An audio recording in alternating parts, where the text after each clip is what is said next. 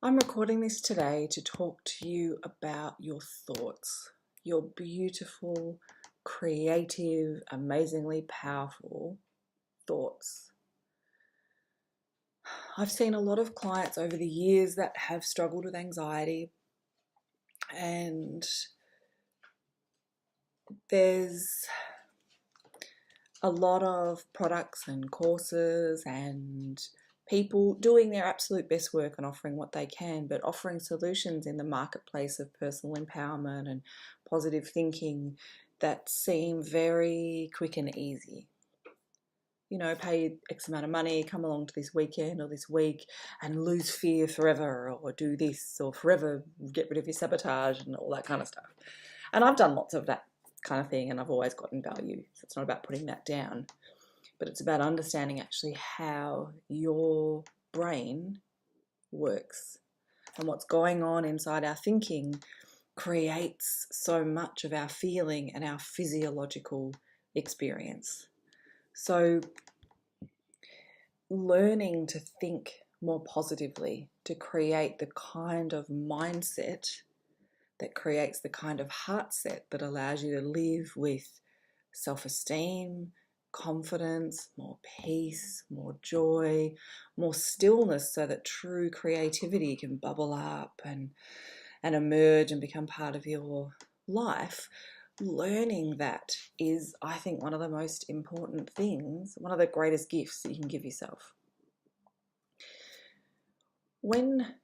If you've experienced anxiety, you know that those thoughts are constant. If it was just one little anxious thought, you wouldn't call it anxiety. It's just a thought. We're thinking so many thoughts every hour, it probably wouldn't even really get your attention unless it was a corker. But anxiety is constant. Clients that I work with that are struggling, that identify with having anxiety, or experiencing anxiety, the thoughts are constant. They're in a conversation with someone and they're constantly have got this background thing of, what are they thinking of me, and am I good enough, and this and I'm too fat, I'm ugly, I'm this, I'm that, I shouldn't be here, I'm not good enough, it's loud, it's noisy, it can be overwhelming, it's distracting. So when you're learning the new language of being more positive, being more affirming, then that needs to be constant too. It needs to be, while you're in that conversation, if you were having those feelings, it needs to be finding that mantra, that affirmation, that positive comment to say, and have that be constant. Be in the conversation and have the background, the dialogue of, I'm doing the best I can, everything's going to be okay, I'm really proud of you, that's okay, I'm doing really well. Positive, gentle, affirming thoughts. If you can be doing something and be anxious the whole time, then you can also be doing something and have that supportive thought happening constantly as well. So many times I've had clients that we come up with an affirmation, something simple and easy, something to say all the time, and they'll come back and they go, oh, affirmations don't work. And it's like, well, how much did you try it? Did you have 10,000 negative thoughts and you did your affirmation 3 times? Well, that's no wonder. For me, I explain positive, and I don't mean positive thinking like la la la, I mean it could be it all the time, kind of wanky, insubstantial, like ridiculousness. I mean genuinely positive self-regard, that ability to be in a new situation and go, it's okay, I've got this. I give myself permission to try and learn and try and learn. I'm in the process of, learning to be more confident. I'm in the process of learning how to do this better and better every day. Whatever, those gentle thoughts that are affirming. Learning the art of genuine, authentic, positive thinking, so that the majority of what's going on inside your mind is encouraging, supportive, or at least neutral, is like learning a new language for most of us. So you don't go along to a French class, spend an hour with a French teacher, practice a couple of lines twice and expect to be fluent in thinking in French. And the same is true for any, it doesn't matter how amazing a weekend or a therapist or a counselor or a coach is. The rubber hits the road in changing neural pathways when you practice. And if you're struggling with really dominant thoughts that are really robbing you of being present, or really robbing you of feeling calm and relaxed, well, you need to meet that energy with the positive opposite, and you need to practice, and you need to practice, and you need to practice.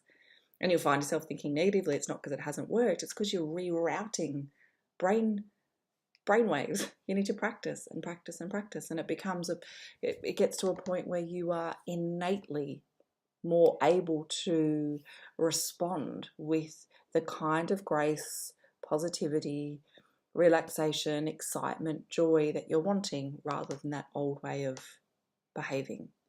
It takes time, energy, practice, and effort to break a habit.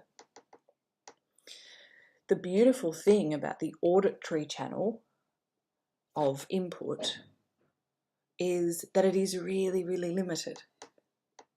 Not like the visual. You can imagine a calendar, and you can imagine things written on every day of the calendar. So the visual channel is, you can imagine a tomato, an elephant, some popcorn. There's all sorts of things you can imagine. The auditory channel, we can't sing happy birthday song and your national anthem at the same time. It's very, very difficult to have more than one or two things happening in that auditory channel, and that is why affirmations are so powerful. But please don't think you just do an affirmation in the morning and then be negative the rest of the day and the affirmations don't work. It's in the practice of them, it's in the retraining of the mind, that you become innately well practiced at responding to things with the kind of positivity that you're wanting. And this is why I have made the affirmation products that I have. The 2 Sing Your Affirmation CDs are designed that when they're on, you can be singing along positive thoughts. You can sing along, or you can just listen. Music changes your mood. The affirmations are able to bypass conscious resistance because you can sing about anything, whether it's your experience or not. And it's designed to just make it easier. It doesn't mean you listen to the CD and everything's different forever. Wouldn't that be great marketing? But then I just become one of these people selling something that isn't, do you know what I mean? Where the billboard doesn't match the product. But listening to these CDs or anything like it, I'm not trying to sell my thing. I'm trying to sell you on the idea of putting the time and effort into positive thinking, positive mantra, positive affirmations, because the results are really, really good. And I know you want them, or you wouldn't be buying the kind of products you're buying and investing in the kind of support you're investing in. It's just about caring about yourself enough, or being in the process of learning how to care about yourself enough to put the time in to the practice in. So I've got a few products on the market that are singing affirmations or spoken word affirmations. And yes, putting time and energy into that is, it really helps. It helps become part of your innate unconscious reference point. Yes, clients of mine that have listened to those, every day for 30 days, I hear a difference when they come back to me in how they're processing and the kind of languaging that they're using, that they are more hopeful, they are more grateful. They've got this knowing of, everything is going to be okay. They're feeling more limitless. They're more hopeful for the future. It's really quite cool. But just owning the product doesn't do it. You've actually got to put it on. You've got to interact with it. Any product on the market that's supporting you with positive thinking, you need to practice. And if you just want to make up your own, that's totally fine too. It's not about investing the money. It's about investing the time. So they're my thoughts. I hope they're useful. I understand it's not as sexy as come along to this weekend and never feel low self-esteem ever again, but that stuff just isn't real. It's possible to create a false high, and then so often you feel deflated afterwards, and sometimes even worse because you weren't able to maintain this, peak state. We're not meant to be in peak state all the time. Otherwise that would be normal, and it's not a peak state anymore. We are, as human beings, we have a whole palette of emotional experiences. It's a smorgasbord, and we learn so much from the things that make us sad, and from the challenges and from stepping out of our comfort zone, which by nature is not as comfortable. So it's not about avoiding that kaleidoscope of opportunities. It's just about putting the time in to get more well practiced at accessing the parts of you that are already positive, harnessing those, using those, and really, really strengthening your weaknesses in your mental programming so that you're able to be more open to the new, more open to ideas, more connected with your intuition.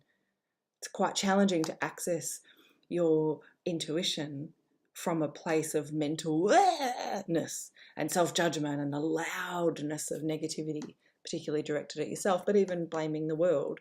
It's very difficult. It's much easier to really feel your intuition and to really operate from that, from a place of physiological calm, from a place of positive expectation. So there's lots and lots and lots of benefits.